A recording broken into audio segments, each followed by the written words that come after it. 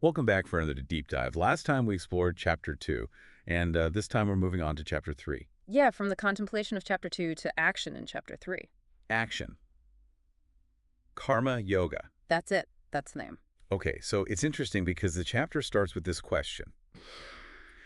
If knowledge is the ultimate goal, why bother with action at all? It's a good question, and it's a question that many of us, I think, ask ourselves at different points in our lives. But the answer, as we'll see as we explore this chapter, is that action is unavoidable. Oh, really? Even choosing not to act is a choice, Right. It's still an action. So it's like breathing, isn't it? You just do it, you don't even think about it. Exactly. That's such a great analogy because we're constantly engaging in some form of action, whether physically or mentally. So the real focus, the question isn't whether to act, but how to act. How to act. Okay, and that's where this idea of yajna comes in, right? Or sacrifice. Uh-huh. But it's not about sacrificing goats or anything like that, is it? No, not quite.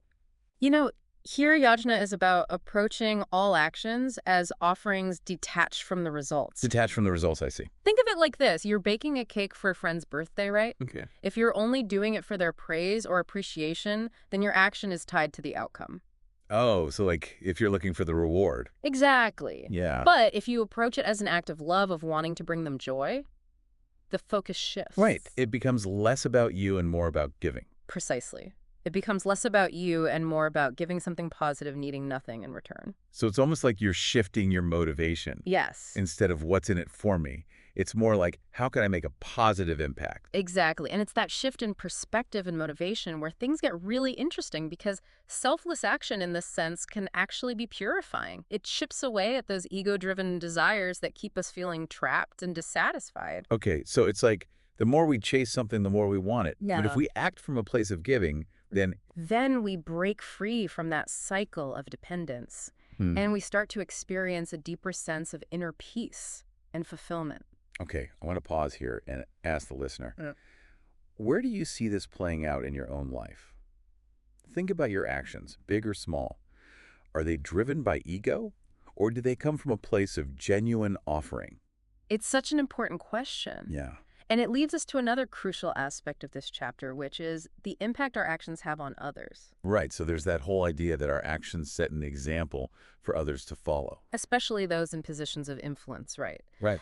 But honestly, even small choices like being patient in traffic or helping someone with groceries can have a ripple effect, inspiring others to act in a similar way. So even our smallest actions can really have an impact. Exactly. Our actions are even more impactful than we realize. Wow, that's big. It's empowering and humbling at the same time. Yeah, because you have a responsibility, right? Yeah. But also, what an incredible opportunity. Absolutely. It's both a responsibility and an opportunity to make a positive difference. Okay, so it's not always easy to balance action with this idea of detachment, is it? You're so right. It's not easy. Like letting go of the outcome when you really want a specific result that can feel almost impossible. Absolutely. Yeah.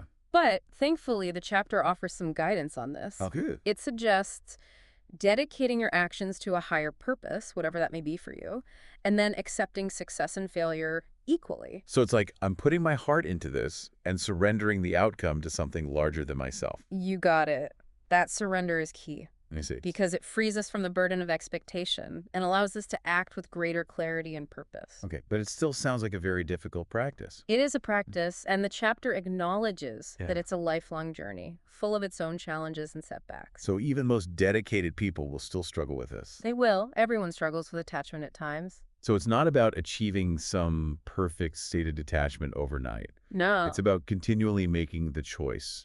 Exactly. It's a continual practice, a way of being that we cultivate over time. And as we do that, we start to experience a deeper sense of freedom and inner peace. And that's the ultimate goal. This has been really insightful. Before we move on, though, I just want to quickly recap what we've covered so far about karma yoga. Okay. Action is inevitable. Selfless action leads to freedom. Embracing the spirit of yajna means offering our efforts without attachment to the outcome and being mindful of our influence because our actions inspire others. You've summed it up perfectly, and with that understanding of action as a foundation, we're ready to delve deeper into Chapter 4. I'm excited. Yeah. But before we do that, I want to leave you, the listener, with a question to ponder until our next deep dive. Okay.